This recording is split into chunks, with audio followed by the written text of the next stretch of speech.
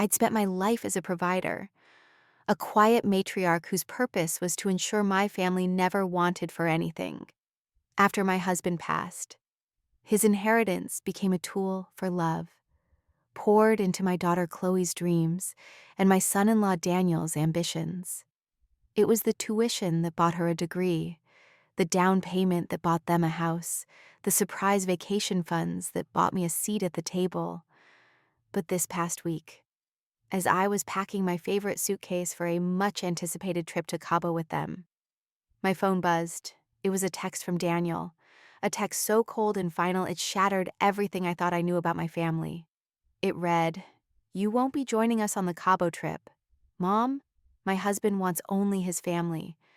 Before I dive into my story, I'd really appreciate it if you could let me know where you're watching from in the comments. And if you'd consider subscribing to my channel, it would mean the world to me and help me keep sharing more stories like this. Thank you so much for being here. My name is Eleanor Vance, and for 62 years of my life, I believe my purpose was to be a provider. I was a silent, ever-present force, a matriarch whose love was measured in dollars and acts of service. After my husband, Michael, passed away 5 years ago, the comfortable inheritance he left me became a tool for love, a bottomless well from which I drew to nourish the fragile roots of my family. I had poured every ounce of it, every single dollar, and every last bit of my emotional energy into my only daughter, Chloe. I paid for her expensive private college education, financed her lavish wedding in Tuscany, and even purchased the down payment for her and her husband, Daniel's first house, a stunning 4-bedroom colonial in the best neighborhood in town. This wasn't because they asked, not explicitly, but because I believed it was the only way to keep our little family close. It was a transaction. I never verbalized my financial support for their emotional presence. I was the silent partner, the ever-present safety net. I covered everything without question, from the grandchildren's private school tuition to their unexpected medical bills, and those extravagant trips they loved so much. Just a few months ago, I had cheerfully wired them a substantial sum for a new luxury SUV after Daniel complained that his old car was embarrassing for a man in his position. It wasn't a question of if I would help, but how and how quickly. All of it, every single check and wire transfer, was to earn my seat at the table, my place in their perfect public-facing life.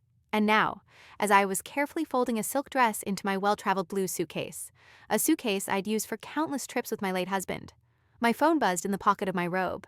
A single, cold text. "You won't be joining us on the Cabo trip, Mom. Daniel wants his family only." It wasn't from Chloe. It was from Daniel. The message hit me like a physical blow, a slap across the face that left a deafening ringing silence in my ears. The silk dress slipped from my fingers, a perfect ripple of azure fabric pooling at my feet.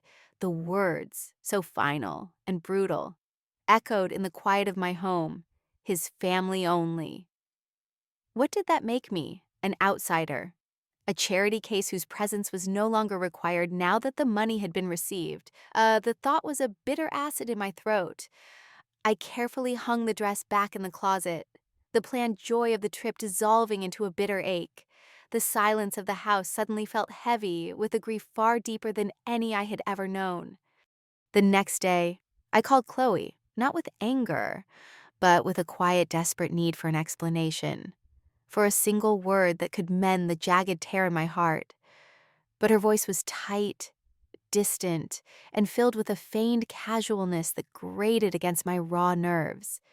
She told me that Daniel had planned everything, that he wanted this to be a small, intimate family moment, just for them, an exclusive gathering to celebrate their anniversary without any outside influence. The phrase outside influence hung in the air, heavy and full of unspoken judgment. I was, apparently, not part of their intimate family. I was a guest at my own party, a visitor in a life I had so carefully and expensively built for them. That was when the first seed of a new idea took root. I didn't raise my voice, I didn't cry. I just quietly hung up the phone.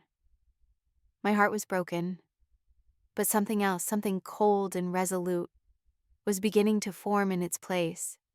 Over the following days, I found myself drifting into the past, replaying every transaction, every moment of generosity I had offered them. I remembered the time I paid off Daniel's staggering credit card debt when he lost his job. He had looked at me with such gratitude, a humble, contrite look that had made me feel so needed, so vital.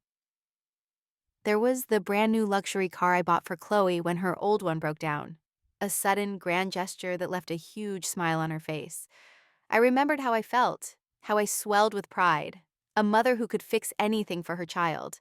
I remembered the trust fund Michael had set up for me years ago, a hidden cushion of funds he'd set aside for my retirement, a safety net to ensure I would never be dependent on anyone.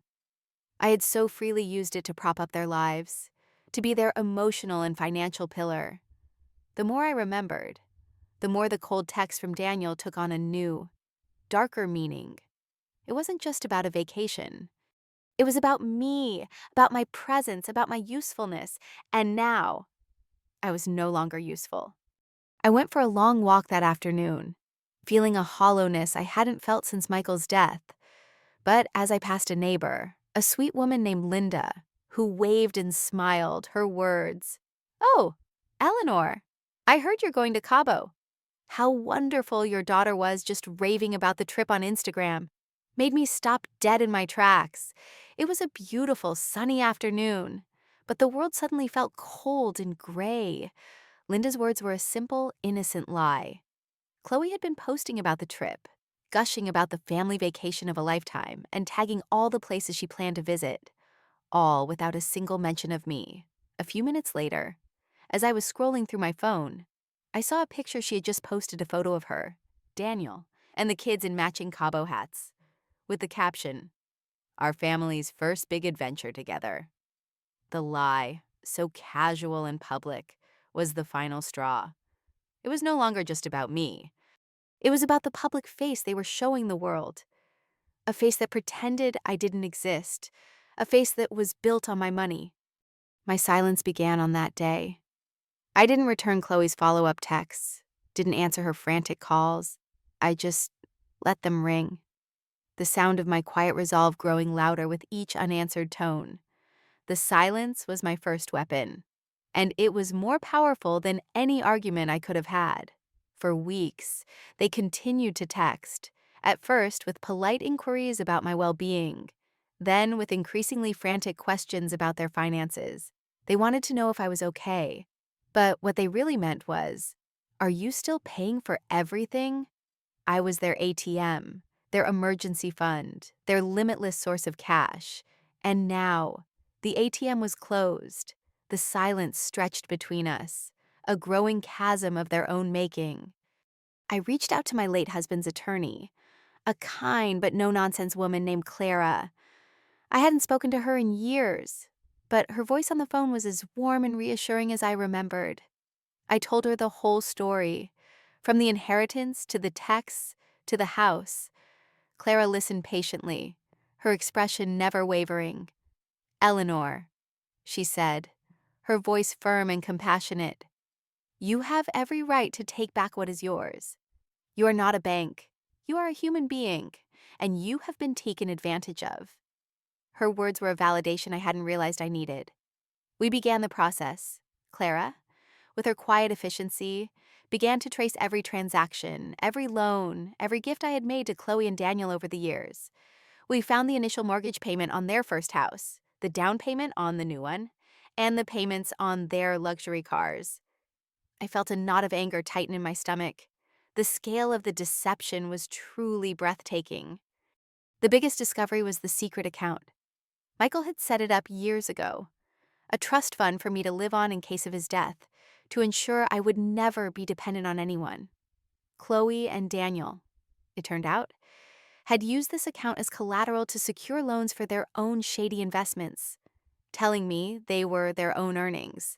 They had no idea I still had access. The truth was far worse than a single lie. It was a web of deception that had been spun for years, with me at the center, a willing and blind donor. They had planned this for so long, using me as a stepping stone to their own version of success. A few days into their trip, I received a frantic call from Daniel. He was yelling, his voice laced with panic. Mom, what's going on? All our accounts are frozen. The bank says someone with power of attorney has put a hold on everything. He was breathing heavily, his voice raspy with fear. I let him rage for a minute before calmly interjecting. Daniel, I said, my voice as steady as a rock. Michael just wanted his family only. That's all. He was silent for a long moment, the sound of the ocean in the background, the only noise on the line. I hung up. I could feel the panic from the other side of the world. It was a sweet, satisfying feeling. The next day, Chloe called. Her voice was thin, strained. Mom, please, we need you. What's happening? I replied with the same quiet finality. Chloe, your husband wanted only his family. You made your choice. You're living with the consequences now. The silence on the line was deafening. I could hear her breathing, ragged and desperate. Mom, please don't do this, she begged. Don't do what? I asked. I'm not doing anything. I'm just not helping. The truth hit her like a train. They had taken so much so casually, so thoughtlessly, that they had forgotten the source. They had assumed my generosity would last forever. But now they were alone, far from home, with no money, no credit cards, and no way to get back. I had arranged for the full foreclosure on their house, the house I had bought for them, the house they had used as collateral for a secret loan. The house was now mine again. The irony was sweet. The sweet satisfaction of watching their dream crumble was worth every penny I'd already spent on them. They came back a week later, angry and broke. They had to borrow money from a friend to even get out of Cabo. They stood on my doorstep, looking at me with a mix of fury and disbelief. Mom, how could you do this to us? Chloe cried, her face streaked with tears. I just looked at her, my expression blank. I didn't do anything to you, I said softly. You did this to yourselves. All I did was stop, and now you see. The silence was the answer to all their questions. They didn't have to explain. They didn't have to apologize. They didn't have to justify their actions. But they would have to live with the consequences of their actions. And I would be there to watch. I sold my old house and bought a new one, a smaller, more manageable one, with a lovely garden and a quiet pool. It was a home I owned entirely on my own, free of any memories or any expectations from anyone else, my own peace, my own little piece of the world. Chloe tried to contact me several times after that, but I never answered. I learned that she was working 2 part-time jobs, and Daniel had lost his job and was struggling to find a new one. Their fancy cars had been repossessed. I didn't feel any satisfaction from their misfortune, only a quiet sense of justice. My grandchildren, Liam and Maya, still came to visit me on weekends. They were my true family. They were doing better in school without the chaos of their parents' financial disasters hanging over them. Chloe got the lead in the school play. Liam made the honor roll. I was 68 years old, living in a beautiful house I owned outright with a healthy bank account, and 2 grandchildren who knew exactly how much I loved them. I've also started dating again, a nice widower I met at the community center who thinks I'm remarkable for taking such good care of my family. Chloe was right about one thing. Families should take care of each other. She just had the direction backwards. It was never my job to fund her fantasy lifestyle. It was her job to earn my generosity through love, respect, and honesty. I stood in my kitchen, a single text message on my phone screen, and the world I had so carefully constructed for decades came crashing down. The words from Daniel. You won't be joining us on the Cabo trip, Mom.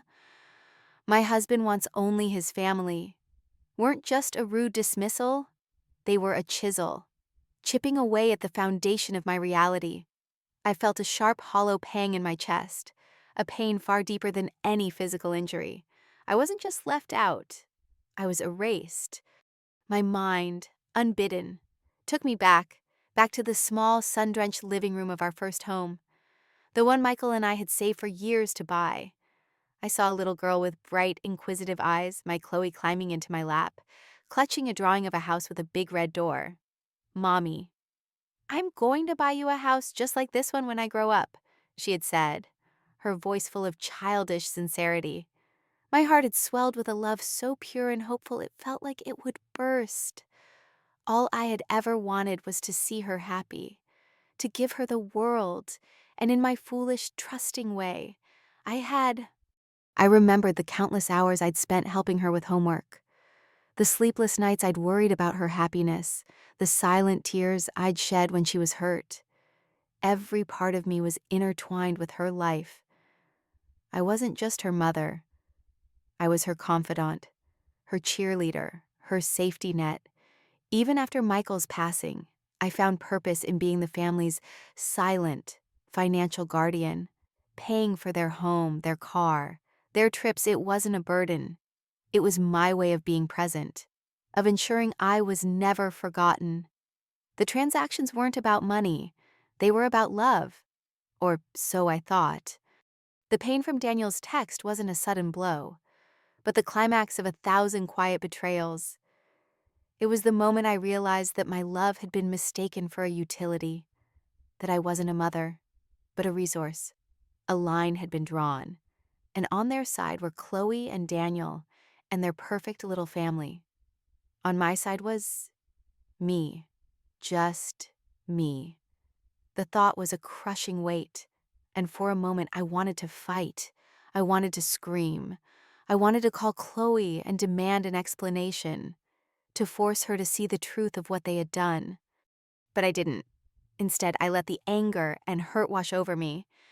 And in the quiet wake, a different emotion rose: clarity. A clarity so profound it was almost breathtaking.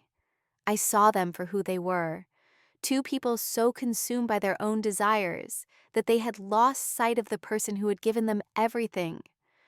And I saw myself a woman who had forgotten her own worth in the act of giving. The path forward wasn't to chase after a family that didn't want me, but to build a new life for the woman I was meant to be. I was not defined by my daughter, nor by my wealth. I was defined by my own strength, my own resilience, and my own quiet resolve. I was Eleanor, and I was finally free. The final nail in the coffin of my old life came from an unexpected source.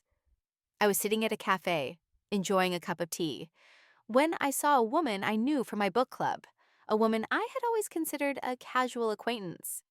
She smiled and waved me over. "Eleanor, I just saw Chloe at the grocery store," she said. She looked so tired. I asked her about the Cabo trip, and she said it was just a small family thing. She looked a little embarrassed. The woman's words, innocent as they were, confirmed my fears. Chloe was already lying to her friends, weaving a new narrative to cover up the gaping hole of my absence. She wasn't just lying to me, she was lying to the world, erasing me from the picture entirely. The lie felt colder and more calculated than the initial text. It was a conscious decision to pretend I didn't exist. That night, I had a dream. I was back in the little sun-drenched living room, and Chloe was drawing. But this time her drawing wasn't a house. It was a blank, empty frame. "What is this, honey?" I asked her. "It's for the people who aren't in the picture," she said, her voice a hollow echo. I woke up with a start, a cold sweat on my brow, and the terrifying image of that empty frame burned into my mind. I couldn't let my life become that empty frame. I had to fill it with my own story, my own happiness. My new life started with an email. I reached out to a travel agent I had used with Michael years ago, a woman who specialized in solo trips for widows. I booked a trip to the Amalfi Coast. It was a place I had always dreamed of visiting, but had never had the chance. The trip was a symbol, not just of my freedom, but of my new identity. It was a pilgrimage back to myself. I explored the winding streets of Positano, tasted fresh seafood, and swam in the sparkling blue waters of the Mediterranean. Every moment was a testament to my newfound independence. I didn't need to be part of a family that didn't want me. My life was full enough on its own. While I was there, I received a text from my grandson, Liam. It was a simple picture of a drawing he had made. It was of a house with a big red door. "This is for you, Grandma." The text read, "I miss you." A wave of emotion washed over me. a mix of profound sadness and overwhelming love. The drawing wasn't just a picture, it was a promise that he saw me, that he remembered me, that I wasn't an empty frame after all. It was a reminder that my true family, my real legacy, was not in a house or a car, but in the hearts of the people who truly loved me. When I got back from my trip, I began the final stages of my plan. I sold my big empty house and bought a smaller, cozier one. It had a lovely garden and a quiet pool, perfect for entertaining. It was a home I owned entirely on my own, free of any memories or any expectations from anyone else. My own peace, my own little piece of the world. Chloe tried to contact me several times after that, but I never answered. I learned that she was working 2 part-time jobs, and Daniel had lost his job and was struggling to find a new one. Their fancy cars had been repossessed. I didn't feel any satisfaction from their misfortune, only a quiet sense of justice. My grandchildren, Liam and Maya, still came to visit me on weekends. They were my true family. They were doing better in school without the chaos of their parents' financial disasters hanging over them. Chloe got the lead in the school play. Liam made the honor roll. I was 68 years old, living in a beautiful house I owned outright with a healthy bank account and 2 grandchildren who knew exactly how much I loved them. I've also started dating again. A nice widower I met at the community center who thinks I'm remarkable for taking such good care of my family. Chloe was right about one thing. Families should take care of each other. She just had the direction backwards. It was never my job to fund her fantasy lifestyle. It was her job to earn my generosity through love, respect, and honesty. The text that started this whole thing: "You won't be joining us on the Cabo trip. Mom, Daniel wants his family only," is framed in my kitchen. It's a reminder that sometimes the worst thing people can do to you is show you exactly who they really are.